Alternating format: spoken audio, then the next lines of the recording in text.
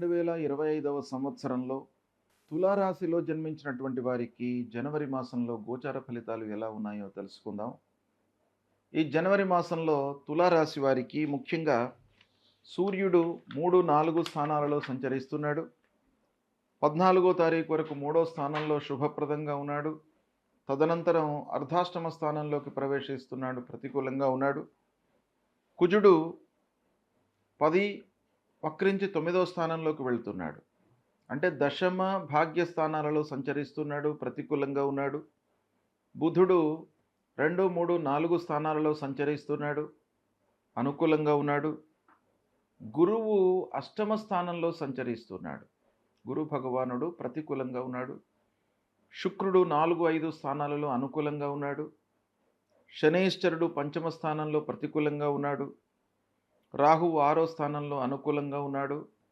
కేతువు ద్వాదశ స్థానంలో ప్రతికూలంగా ఉన్నాడు.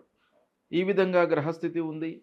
అయితే ముఖ్యంగా ఈ తులారాశి వారికి ఈ జనవరి మాసంలో ఉన్నటువంటి గ్రహస్థితిని దృష్టిలో పెట్టుకున్నట్టయితే ఓవరాల్గా అనుకూలత ఎక్కువగా కనబడుతుంది. ముఖ్యంగా రాహువు, బుధుడు, శుక్రుడు, ప్రథమార్థంలో సూర్య భగవానుడు అనుకూలంగా ఉన్నారు కాబట్టి మిశ్రమ ఫలితాలు ఎక్కువగా గోచరిస్తున్నప్పటికీ మాసవారీ ఫలితాలపై ప్రభావాన్ని చూయించేటువంటి గ్రహాలు అనుకూలంగా ఉన్నాయి కనుక ఈ మాసంలో కొంత మీరు శ్రద్ధతో పనులు చేసినట్టయితే ప్రతిఫలం మీకు అనుకూలంగా లభిస్తుంది. అయితే శుభ ఫలితాలు ఉన్నప్పటికీ మీరు ప్రయత్నం బాగా చేయాలి. ప్రయత్నం చేయకుండా ఫలితాన్ని ఆశించినట్టయితే అది అత్యాశనే అవుతుంది కనుక దాన్ని దృష్టిలో పెట్టుకొని మానవుడు ఎప్పుడైనా కూడాను ప్రయత్నం అనేది నిర్విరామంగా చేస్తూనే ఉండాలి. కాబట్టి ఈ ప్రారంభించినటువంటి పనులు సకాలంలో పూర్తి చేస్తారు, ప్రణాళికాబద్ధంగా పనులు చేస్తారు, తదనుగుణంగా సత్ఫలితాలను పొందుతారు. నలుగురితో చర్చించి, అనుభవజ్ఞులతో చర్చించి నిర్ణయాలు తీసుకుంటారు. తద్వారా మీకు సరి అయినటువంటి సమయంలో నిర్ణయాలు తీసుకోవడానికి ఆ చర్చలు మీకు ఉపయోగపడతాయి. తదనుగుణంగా మీకు ఫలితాలు కూడాను అనుకూలంగా ఉంటాయి. ఇక ఇంటి వాతావరణం మీకు చాలా అనుకూలంగా ఉంటుంది. ఈ మాసంలో 4, 5 స్థానాలలో శుక్రుడు సంచరిస్తున్నాడు కనుక భార్య, పిల్లలు, కుటుంబ పెద్దలు అందరూ కూడాను మీకు అనుకూలంగా ఉంటారు. బయట ప్రపంచం ఎలా ఉన్నప్పటికీ మీరు ఇంటికి వచ్చిన తరువాత సంతృప్తిగా, ఆనందంగా ఉండడానికి అవకాశాలు ఈ మాసంలో ఎక్కువగా ఉన్నాయి. అందరి సహకారం లభిస్తుంది. స్వయం వృత్తిలో ఉన్నటువంటి వారికి ఈ మాసం అనుకూలంగా ఉంటుంది. మాసవారీ ఫలితాలు అనుకూలంగా ఉన్నాయి. ఈ గ్రహాలు సూర్య భగవానుడు, బుధుడు, శుక్రుడు, రాహువు ఇలా ఈ నెలపైన ప్రభావాన్ని చూయించేటువంటి గ్రహాలు మీకు అనుకూలంగా ఉన్నాయి. కాబట్టి ఈ కార్నర్స్లో మీకు స్వయం వృత్తిలో ఉన్నటువంటి వారికి బాగా కలిసి వస్తుంది. ఆదాయం సంతృప్తికరంగా ఉంటుంది.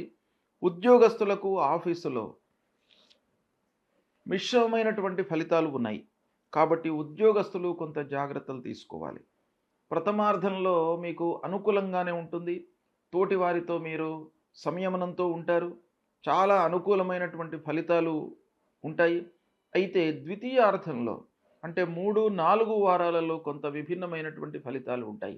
మీరు ఆశించిన దానికి, చేసిన దానికి కూడాను విభిన్నమైనటువంటి ఫలితాలు రావడానికి ఆస్కారాలు ఎక్కువగా ఉన్నాయి. కాబట్టి కొంత జాగ్రత్తగా నిర్ణయాలు తీసుకోవాలి. ఇక అధికారులతో, హైఅప్స్తో ఉద్యోగస్తులు ముఖ్యంగా 2 స్టెప్స్ ఎప్పుడు కూడాను మీరు తీసుకుంటూ ఉండాలి. ఒకటి, మనతో పాటు చేస్తున్నటువంటి ఉద్యోగులతో మీరు సత్సంబంధాలు మెయింటైన్ చేయాలి. తర్వాత మీరు చేస్తూ ఉన్నటువంటి పనిపై మనస్సు నిలపాలి. అధికారులతో స్నేహంగా ఉండాలి. ఈ 3 అనేటువంటివి చాలా ముఖ్యమైనటువంటివి. ఈ 3 విషయాలు సరళ రేఖలో ఉన్నట్టయితేనే మీకు సత్ఫలితాలు కలుగుతాయి. మీరు ఉద్యోగస్తులు ఆశించిన ఫలితాలను పొందడానికి అవకాశాలు ఉంటాయి. అయితే ఇక్కడ ఉద్యోగస్తుల విషయం ఈ మాసంలో ఆలోచించినట్టయితే పని బాగానే చేస్తారు, మనస్సు నిలుపుతారు, తోటి ఉద్యోగుల సహకారం ఉంది. అయితే అధికారులతో మీరు సఖ్యత మెయింటైన్ చేయాలి. అది తప్పకుండా ఈ మాసం మీకు అవసరము. ఇకపోతే చేసేటువంటి పనికి గుర్తింపు మట్టుకు లభిస్తుంది. వ్యాపారస్తులకు భాగస్వాములతో కొంత ఇబ్బందులు ఉన్నప్పటికీ మంచి అవగాహనతో మీరు ముందుకు వెళ్ళే అవకాశాలు ఉన్నాయి. చేతిలో ఉన్నటువంటి వ్యాపారము బాగా కలిసి వస్తుంది. ఇక కొత్త వ్యాపారము ప్రారంభించే ఆలోచనలో మట్టుకు ఉంటారు. అది వాయిదా వేసుకోవడం మంచిది. ఇక కావలసినటువంటి డబ్బు చేతికి ఏదో రకంగా అందుతుంది. సమయానికి పనులు పూర్తి అవుతాయి. ఉత్సాహంతో ఉంటారు. కొత్తగా పెళ్ళైనటువంటి వాళ్ళు, చాలా రోజుల నుంచి ఎదురు చూస్తున్నటువంటి వాళ్లకు సంతాన ప్రాప్తి ఈ మాసంలో కనబడుతుంది. కాబట్టి అది కూడాను ఒక రకంగా మనకు సంతృప్తిని ఇచ్చేటువంటి అంశం. పిల్లల విషయంలో మంచి నిర్ణయాలు తీసుకుంటారు. కొంత ఆలస్యము, ఇబ్బందులు, ఆర్థిక ఇబ్బందులు ఉన్నప్పటికీ పిల్లల చదువు, వృత్తి, వాళ్ళ ఉద్యోగ ప్రయత్నాలు, వాళ్ళను మంచి సంస్థలో చేర్పించడానికి చేసేటువంటి ప్రయత్నాలు అన్నీ కూడాను ఒక తండ్రిగా అన్నీ చేస్తారు. ఒక తల్లిగా అన్నీ మీరు చేసేటువంటి అవకాశాలు ఈ వారంలో, ఈ నెల లోపల మీకు బాగా కనబడుతున్నాయి. కాబట్టి ఇకపోతే చదువు పూర్తి అయ్యి ఉద్యోగ ప్రయత్నంలో ఉన్నటువంటి వారి విషయం ఆలోచించినట్టయితే ఉద్యోగము దొరుకుతుంది. అయితే శాశ్వతమైనటువంటి ఉద్యోగము, పర్మనెంట్ ఉద్యోగం కొరకు ఇంకా మీరు ప్రయత్నాలు కంటిన్యూస్గా చేస్తూనే ఉండాలి. ఈ మాసంలో ఉద్యోగం మట్టుకు దొరికే అవకాశము ఉంది. ఈ నెలలో మనము ఓవరాల్గా చూసినట్టయితే జనవరి మాసము గతంతో పోల్చుకున్నట్టయితే కొంత మంచి ఫలితాలే ఉన్నాయి. అయితే ప్రధానమైనటువంటి గ్రహాలు ప్రతికూలంగా ఉన్నాయి. గురు అష్టమంలో ఉన్నాడు, పంచమంలో శని, అంగారకుడు, కేతువు, ఇలా ముఖ్యమైనటువంటి ప్రధానమైనటువంటి గ్రహాలు ప్రతికూలంగా ఉన్నాయి. కాబట్టి ఈ గ్రహాల కొరకై మీరు పరిహారం తప్పకుండా చేసుకోవాలి.